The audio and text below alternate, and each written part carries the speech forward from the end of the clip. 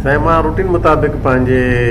ज़मीन रुस्तम लग मुंहिंजी ज़रई ज़मीन आहे उन ते वेंदो आहियां ऐं कल्ह बि मामूल मुताबिक़ मां उते वियुसि ज़मीन तां जीअं वापसि अचूं पिया तक़रीबन 11:30 खनि थियनि पिया 11:30 वॻे ॿिनि मोटरसाइकिलुनि ते 6 माण्हू हुया जेके असले सां लेस हुया ऐं उन्हनि खे बुट लॻल हुया उन्हनि अॻियां अची गाॾी खे ब्रेक ॾियारे करे ऐं असांजी फुर बि कयूं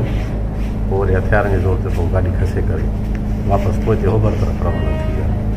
कल्ह मुड़ी मामूली एतिरो मुख़्तसर कहाणी इहा ई आहे। गाॾी कहिड़ी हुई, मोबाइलियूं घणा, कैश घणी हुई? तक़रीबन 4 खनि मोबाइलियूं असां वटि ठीकु ऐं लॻभॻि 80,000 कैश हुई ऐं गाॾी एक्सेल करोला आई वाइट कलर में।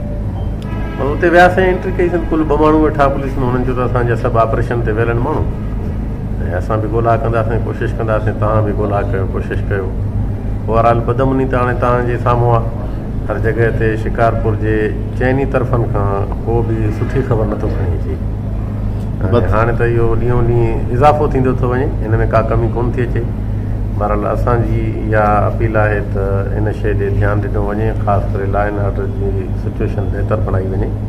जेकॾहिं अहिड़ा वाक़िया रोज़ थींदा रहंदा त पोइ कम से कम जेके शरीफ़ माण्हू ऐं जेके हिते ओल्ड सिटीज़न आहिनि उहे शायदि रहण लाइ बि तयारु न थियनि ऐं इहे हालात कुझु कंहिं ॿिए तरफ़ वठी वञणु चाहिनि था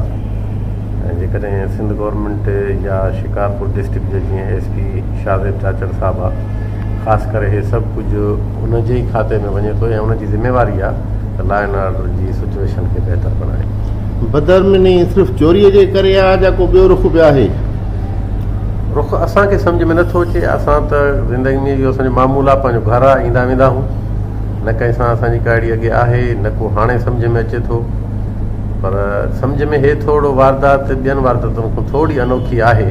इन करे जो पोयां अची करे ऐं 2 मोटरसाइकिलुनि ते सम्झ में ई अचे थो त उहे माण्हू माना इरादे ई इन सां आया त गाॾी खसे करे असां वयूं जंहिंमें हू पंहिंजे मक़सद में कामयाबु थिया।